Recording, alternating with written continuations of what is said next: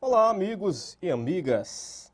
Nesta aula, ainda faremos alguns comentários sobre a retenção de 11% e logo em seguida entraremos no tema responsabilidade solidária. Então vamos lá falar alguma coisa ainda sobre a retenção de 11%. Olha, quando a prestadora de serviço for uma empresa optante pelo Simples Nacional, que para ser optante pelo Simples Nacional tem que ser uma microempresa ou então uma empresa de pequeno porte. Então, quando o prestador de serviço for uma empresa optante pelo Simples Nacional, essa empresa não sofrerá a retenção de 11%. As empresas optantes pelo Simples Nacional não estão sujeitas à retenção de 11%. Por quê? Olha, logo quando a retenção de 11% começou, que foi em 1999, a retenção de 11% ela não existia assim desde o início da fundação do mundo, não. Ela começou a existir no ano de 1999. Então, quando ela começou, as empresas optantes pelo Simples Nacional sofriam a retenção. Agora, o que é que ocorria? Normalmente, a empresa optante pelo Simples Nacional ficava acumulando crédito. Por quê? Porque, geralmente, o valor da retenção que ela sofria era maior do que o valor que ela tinha para recolher para a Previdência. Por que era assim? Porque a empresa optante pelo Simples Nacional, o que ela recolhe por meio da GPS é somente os valores que ela desconta dos segurados, somente. Porque a outra parte, a parte patronal, está inclusa lá na arrecadação única que ela faz por meio do Simples Nacional. Por meio do Simples Nacional, a empresa recolhe 8 tributos. Quais são? Imposto de renda da pessoa jurídica, IPI, COFINS, Contribuição Social sobre o Lucro Líquido, PIS/PASEP, ICMS, ISS e o oitavo tributo é qual? A contribuição previdenciária patronal, está lá dentro daquela tributação unificada. Então, a parte patronal está lá dentro da tributação unificada do Simples Nacional. Por meio da GPS, a empresa recolhe só o valor que ela desconta dos segurados. Aí, quando ela sofria a retenção, normalmente a retenção era maior do que o valor que ela descontava do segurado. Por exemplo, ela sofria uma retenção assim de 11 mil reais. Aí o que ela tinha para recolher era, por exemplo, assim, 2 mil reais, que era o valor que ela, da contribuição que ela descontou do segurado. Aí nesse mês ela já estava com um crédito de 9 mil reais. Aí no mês seguinte acontecia algo parecido. Aí aumentava o crédito dela, aumentando. Ela terminava tendo que pedir restituição lá na Receita Federal. Por quê? Porque ela não tinha com que compensar o crédito dela. Aí terminava pedindo restituição e as restituições se acumulando, com pouco servidor para fazer as restituições. Aí decidiram, não, olha, empresa optante pelo Simples Nacional, a partir de agora, não sofre mais retenção. Aí deixaram de sofrer retenção. Então, atualmente, de acordo com a legislação que atualmente está em vigor, a empresa optante pelo Simples Nacional, elas não estão sujeitas à retenção de 11%. Essa é a regra geral, mas tem exceção, né? Quase toda regra tem exceção. É o seguinte, essas empresas aqui, ó, de construção civil, de vigilância e de limpeza e conservação, Esses três tipos de empresa aqui, atualmente, eles podem ser optantes pelo Simples Nacional. Podem. Agora, ainda há pouco eu falei que a empresa optante pelo Simples Nacional recolhe de forma unificada 8 tributos, não é isso? E um desses tributos é a contribuição patronal previdenciária. Sim, é assim. Agora, quando se trata de empresa de construção civil, vigilância, limpeza e conservação, essas aqui, quando elas optam pelo Simples Nacional, elas recolhem de forma unificada apenas 7 tributos. Porque tem um que fica fora do Simples Nacional. Qual é? É exatamente a contribuição previdenciária patronal. Então, empresa de construção civil, vigilância, limpeza e conservação, quando elas optam pelo Simples Nacional, a contribuição patronal previdenciária dela não está dentro do Simples Nacional. É recolhida à parte, da mesma forma que as empresas não optantes. Então não existe diferença. Quando se trata de construção civil, vigilância, limpeza e conservação, tanto faz ela ser optante pelo Simples Nacional como não, a contribuição patronal dela é recolhida por meio de uma GPS, da mesma forma que as empresas não optantes, tá legal? Tem uma outra empresa que também está nesse mesmo grupo aqui, é as empresas de serviços advocatícios. Elas também optam pelo Simples Nacional, mas a contribuição patronal, a contribuição previdenciária patronal não está incluída no Simples Nacional, está fora, recolhe por fora por meio do GPS. Agora eu não coloquei aqui, por quê? Porque as empresas de serviços advocatícios não estão sujeitas à retenção de 11%. Pode olhar a lista que não vai aparecer aqui em nenhum lugar, empresa de serviços advocatícios. Então, por isso, não tinha nada a ver colocar aqui dentro dessa exceção aqui. Dentro dessa exceção, fica construção civil, vigilância, limpeza e conservação. E o que é que tem a ver? Construção civil, vigilância, limpeza e conservação. É o seguinte, mesmo que ela seja optante pelo Simples Nacional, ela sofre a retenção. Por que sofre? Porque ela tem com que compensar. As outras optantes pelo Simples não sofrem a retenção porque tem muito pouco para compensar. Agora, essas aqui têm muito para compensar. Por isso que sofrem a retenção. E aqui, por último, vejamos que não haverá retenção de 11% sobre o valor bruto da nota fiscal emitido por cooperativa de trabalho. Então, quando uma empresa contratar uma cooperativa de trabalho, a empresa contratante não vai reter 11% da empresa, da cooperativa, não vai. E também não vai reter 15% não. Por que você está falando em 15%, professor? É porque lá na lei 8.212, né? Lá na lei 8.212, no artigo 22, inciso 4, tem uma contribuição previdenciária lá de 15% incidente sobre o valor bruto da nota fiscal de serviço prestado por cooperado por intermédio de cooperativa de trabalho. Lembram? Agora, aquilo não é uma retenção. Não. Aquilo é uma contribuição previdenciária a cargo da empresa contratante. Não é um valor que vai ser retido da cooperativa, não. É um valor que vai ser pago pela empresa contratante. Não é nada que vai ser retido da cooperativa. E tem mais um detalhe. O STF disse que é inconstitucional essa contribuição. Lembram? Lembra, né?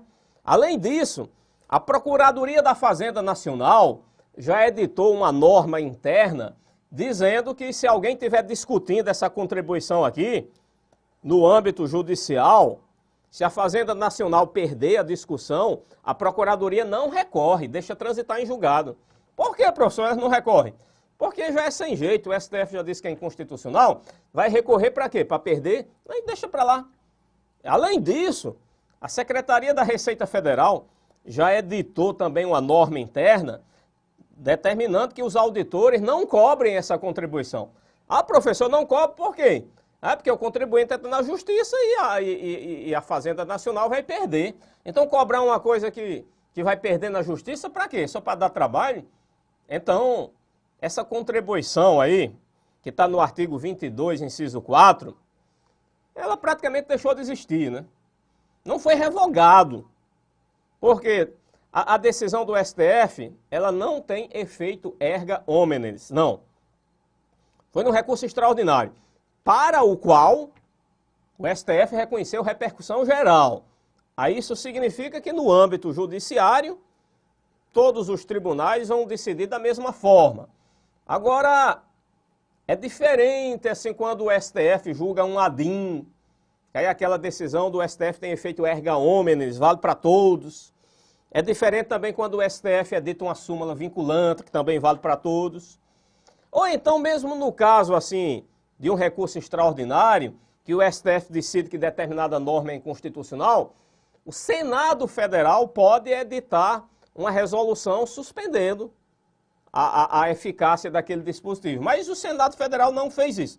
Então o dispositivo está lá na lei ainda. Só que a Procuradoria da Fazenda não cobra, a Receita Federal não lança e o Judiciário, todos dizem que é inconstitucional. Pronto. É essa a situação da contribuição que está no inciso 4 do artigo 22. Mas vejam, aquela contribuição do artigo 22, inciso 4, não é retenção, não. É uma contribuição a cargo da empresa contratante, diferente do que a gente está falando aqui. A gente está falando aqui de retenção de 11%. A retenção de 11% a empresa contratante retém da contratada. Vai pagar, contratou uma empresa por 100 mil, não pode pagar 100 mil para ela, só pode pagar 89, porque 11 mil é 11%, né, fica retido. Aí o valor que é retido, a empresa contratante recolhe em nome da contratada até o dia 20 do mês seguinte. É isso. Últimas observações aqui a respeito da retenção de 11%. É sobre as empresas beneficiadas pela desoneração da folha de pagamento. Desoneração de folha de pagamento é aquela que está nos artigos 7º e 8º da Lei 12.546. Né? São aquelas empresas que não recolhem a contribuição do inciso 1 e a contribuição do inciso 3 do artigo 22 da Lei 8.212, não é isso? Em substituição a essas duas contribuições aqui, elas recolherão uma contribuição de 1% ou 2% incidente sobre o seu faturamento mensal. Então, essas empresas, elas estão sujeitas à retenção. Só que a retenção que elas sofrem não é de 11%, é só de 3,5%. Por que só de 3,5%? Porque elas têm menos com que compensar. Elas vão compensar com o quê? Só com a contribuição do inciso 2 e do inciso 4 do artigo 22 da Lei 8.212, não é isso? Por quê? Porque a contribuição do inciso 1 e do inciso 3 elas não pagam. Aí elas vão compensar só com a contribuição do inciso 2 e do inciso 4. Além do mais, a do inciso 4 é inconstitucional, o STF já decidiu. Então é por isso que a retenção que elas sofrem é menor, porque elas têm pouco com que compensar, né? Então, em vez de 11%, a retenção que as empresas beneficiadas pela desoneração da folha de pagamento sofrem é de apenas 3,5%. Pronto, retenção de 11% acabou. Agora vamos estudar responsabilidade solidária, tá legal? O que é responsabilidade solidária? Bem, responsabilidade solidária é um instituto do direito civil. Lá no direito civil a gente estuda responsabilidade solidária. Sendo que no direito civil existe a responsabilidade solidária ativa e existe a responsabilidade solidária passiva. Mas aqui no direito tributário e no direito previdenciário também, a responsabilidade solidária que existe aqui é somente a passiva. Em direito tributário não pode ter responsabilidade solidária ativa. Sabe por quê? Responsabilidade solidária ativa é o seguinte. Na responsabilidade solidária ativa, eu tenho uma dívida. E eu posso pagar a minha dívida tanto a A como a B. Ou então, eu tenho uma dívida, eu posso pagar tanto a João como a Paulo. Eu escolho a quem eu quero pagar. Se eu pagar a João, eu liquido a minha dívida. Mas se eu pagar a Pedro, a Paulo, eu também liquido a minha dívida. E eu escolho a quem eu quero pagar. Responsabilidade solidária ativa é isso. No direito tributário isso é impossível. Por quê? Porque um tributo só pode ser pago a uma pessoa, não pode ser pago a mais de uma. Cada tributo só tem um sujeito ativo. Você pega assim, IPTU. Bem, sabe a quem você tem que pagar o IPTU? Ao município onde seu imóvel está localizado. Não pode ser a outra pessoa. IPVA. A quem eu pago o IPVA? Eu só posso pagar o IPVA ao estado onde o meu automóvel está registrado. Não posso pagar a outra pessoa. Então, no direito tributário, a responsabilidade solidária ativa é impossível. Agora, a responsabilidade solidária passiva pode existir no direito tributário e aqui no direito previdenciário também. Que essa parte aqui do direito previdenciário, a parte relacionada ao custeio, ela está diretamente relacionada com o direito tributário. A gente poderia dizer que isso aqui é um apêndice do direito tributário, essa parte do custeio previdenciário. A parte do benefício não, a parte do benefício não tem nada a ver com o direito tributário. Mas a parte do custeio previdenciário é um apêndice do direito tributário. Por quê? Porque a contribuição previdenciária é uma espécie de tributo. Então as regras do direito tributário também se aplicam para as contribuições previdenciárias. Então a responsabilidade solidária passiva pode acontecer aqui, tanto no direito tributário como no direito previdenciário. E o que é a responsabilidade solidária passiva? Responsabilidade solidária passiva é assim, agora eu sou o credor, eu tenho um crédito e eu posso cobrar esse meu crédito tanto de João como de Paulo. E eu é quem escolho de quem eu quero cobrar. Se eu penso assim, olha, João não tem nada na vida, não tem nem uma casa para morar, eu não vou cobrar dele não porque o cara não vai ter com quem me pagar. Agora Paulo é um cara bem endinheirado, tem um patrimônio grande, então eu vou cobrar de Paulo. Pronto, eu posso fazer essa escolha. Ninguém pode impedir. Então eu tenho um crédito e eu tenho dois devedores que são solidários. Eu escolho de quem eu quero cobrar. Como é que se chama isso? Responsabilidade solidária passiva. Então João e Paulo, no exemplo que eu acabei de dar, João e Paulo são responsáveis solidários por essa dívida. E eu sou o credor. Eu estou numa situação boa, né? Posso escolher de quem eu quero cobrar. Pronto, isso aqui vai existir no direito tributário, também no direito previdenciário, mas somente nos casos para os quais haja previsão legal. A responsabilidade solidária tem que estar prevista na lei. Então é só nesses casos que vai haver responsabilidade solidária. Então aqui, o tributo que está em discussão é a contribuição previdenciária. Quem é o sujeito ativo da contribuição previdenciária? É a União. Atualmente é a União. Antes do advento da Lei 11.457, que é do ano de 2007, então, antes dessa lei, o sujeito ativo das contribuições previdenciárias era o INSS. Era um caso de contribuição parafiscal, parafiscalidade. O que é a parafiscalidade? É assim, ó, aquele ente público que tem competência tributária para instituir o tributo, ele delegou a capacidade tributária ativa para outra pessoa. Que normalmente a capacidade tributária ativa pertence àquela mesma pessoa que tem a competência tributária para instituir o tributo. Competência tributária é o poder de instituir tributo. Competência tributária significa isso. Se eu posso instituir um tributo, então eu tenho competência tributária. É mais ou menos isso. Agora, só quem tem competência tributária são os 4 entes da federação, né? União, Estado, Distrito Federal e municípios. Por quê? Porque tributo só pode ser instituído mediante lei. Então só quem pode instituir tributo é quem pode fazer lei.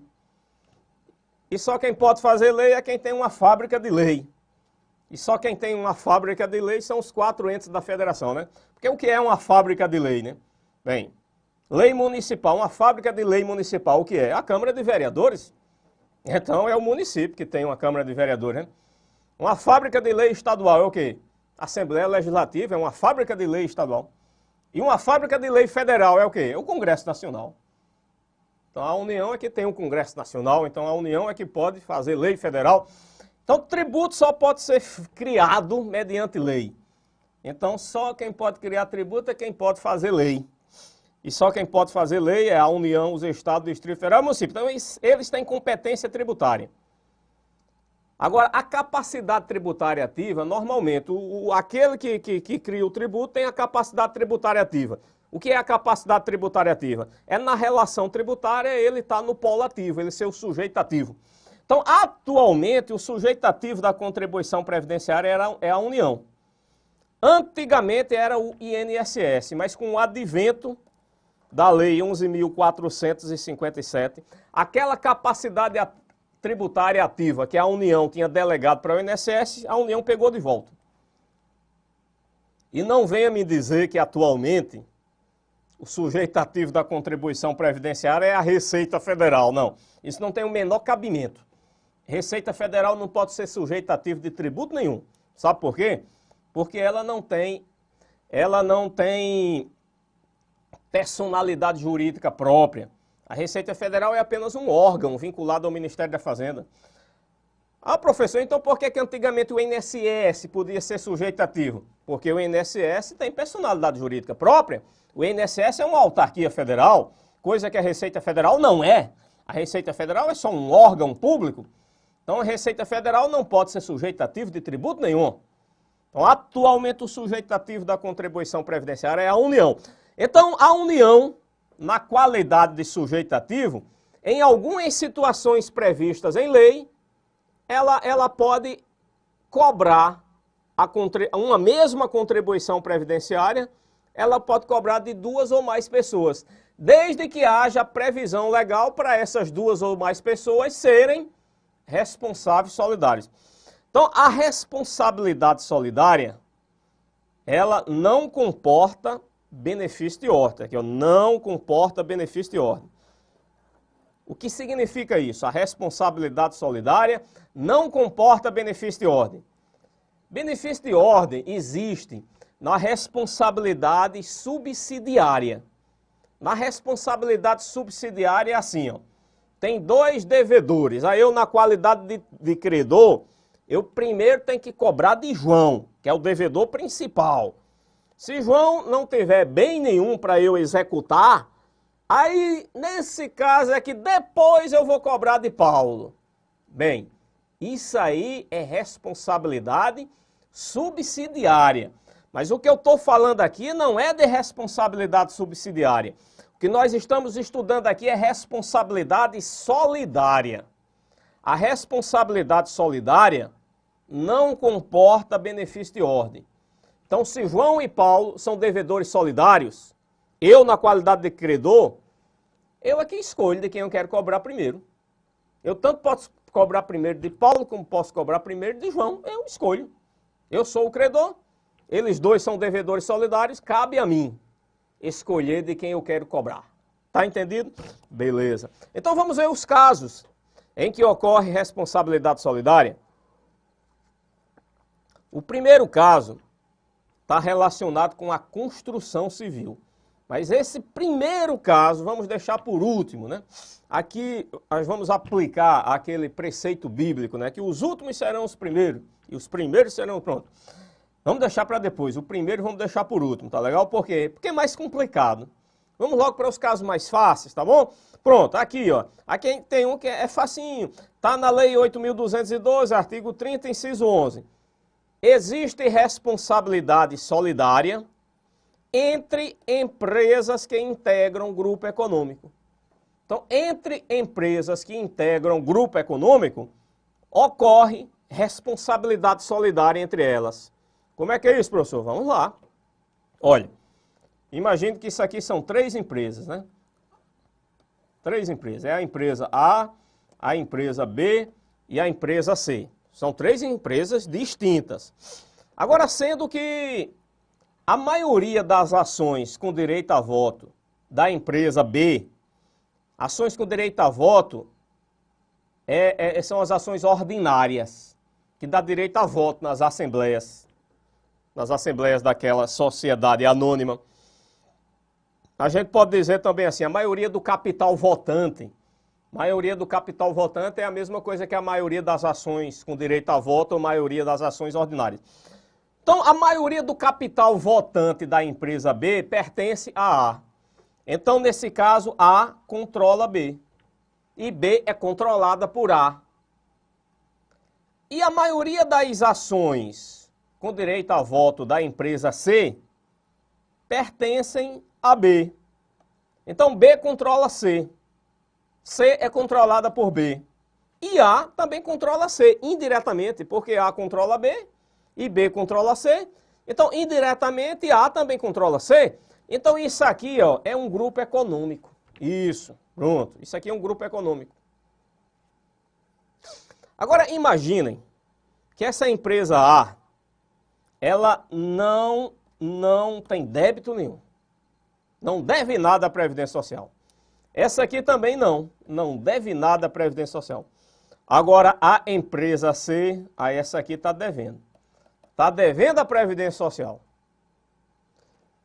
Então, essa dívida previdenciária da empresa C, a União, na condição de sujeito ativo da contribuição previdenciária, a União vai cobrar de quem a dívida da empresa C? Será que a União pode cobrar de C? Pode. Ela não é a devedora? A União pode cobrar de C. Mas se a União quiser, será que pode cobrar de B? Pode também, porque elas são responsáveis solidárias. E se a União quiser, será que pode cobrar essa dívida da empresa C? A União pode cobrar da empresa A? Também pode. Por quê?